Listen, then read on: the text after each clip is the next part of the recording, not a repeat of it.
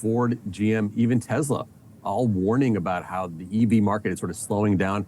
It is with great pride that I join you here today with Vice President Rich Boyer to announce yet another major victory in the stand-up strike.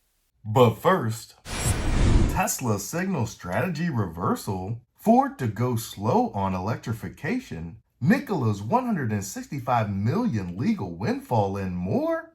Biggest EV stories of the week. Most major electric vehicle stocks declined in the week that ended on October 27th amid the broader market weakness, with EV leader Tesla extending its lean patch. The space could see some volatility in the near term as EV companies are set to begin rolling out their third quarter earnings reports over the next few weeks. Tesla makes it to elite list and more?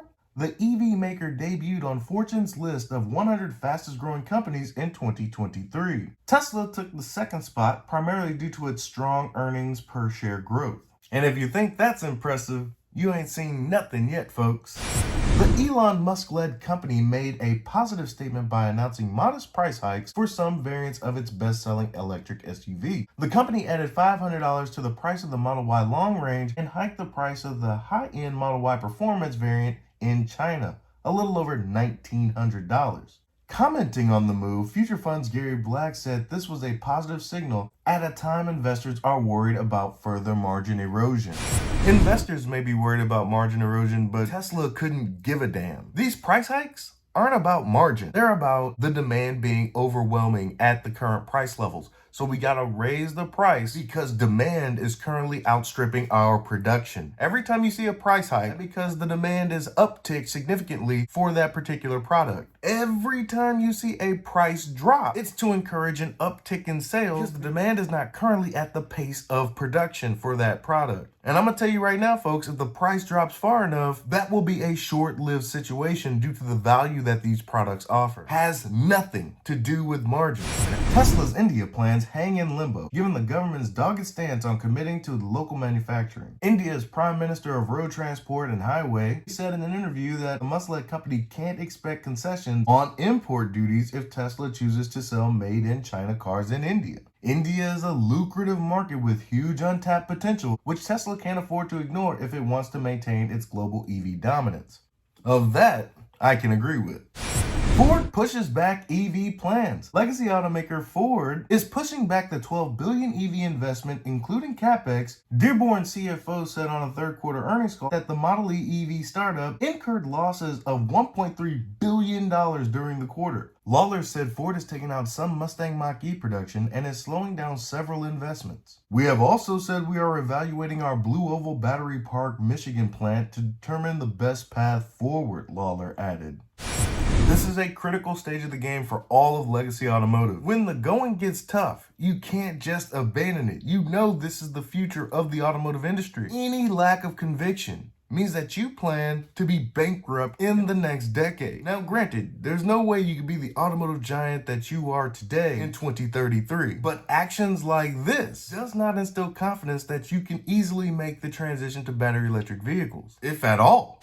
Mercedes-Benz warns of pretty brutal EV market. German luxury automaker Mercedes reported disappointing third quarter results this week and warned of a pretty brutal EV market. Are you noticing a trend here? Blaming the heavy price cuts in the EV market and supply chain challenges, the company lowered its full year guidance to the low end of its guidance for 12 to 14% adjusted return on sales forecast for the car division.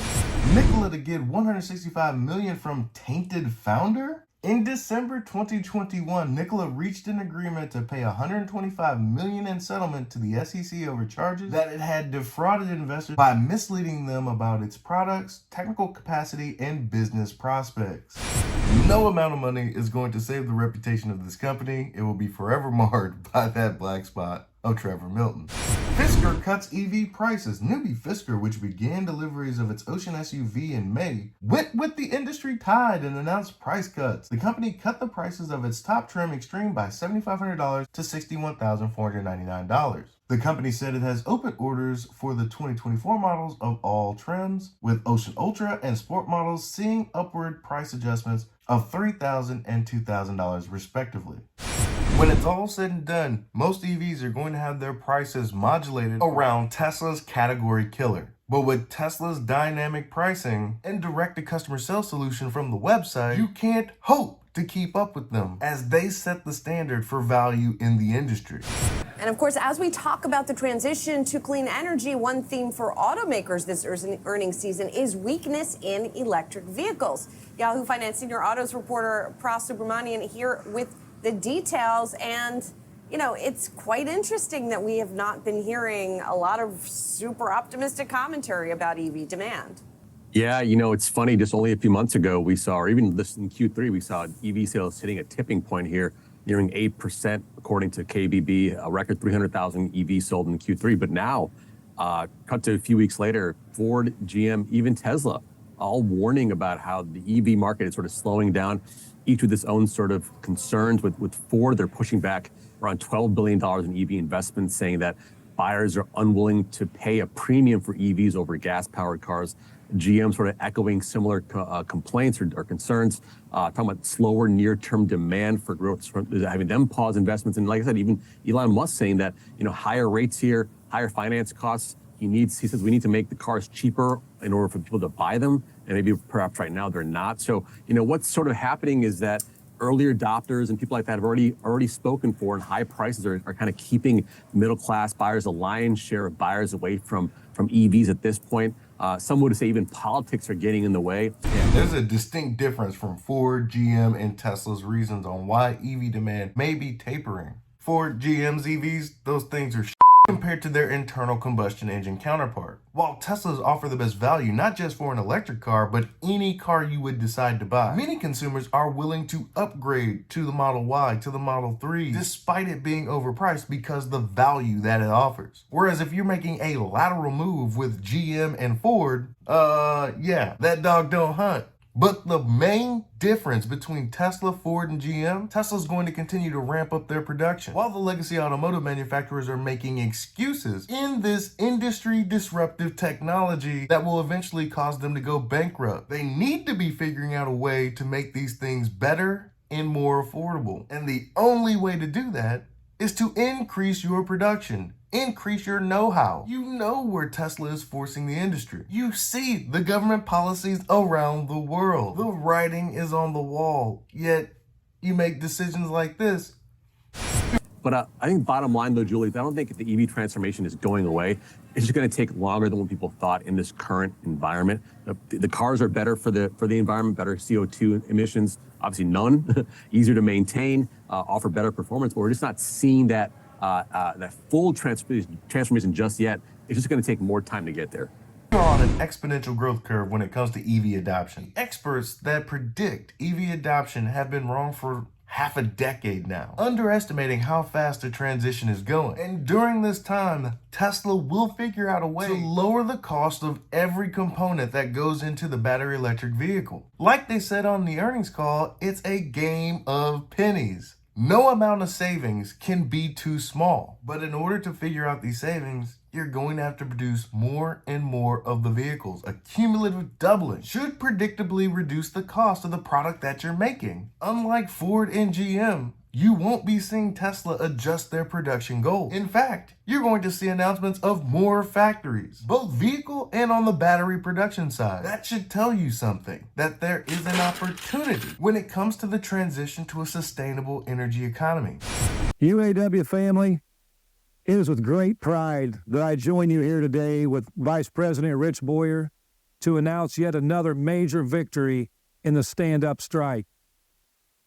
Today, we reached a tentative agreement with Stellantis. Well, we got Ford, we've got Stellantis, and we're still waiting on the final touches of the GM deal.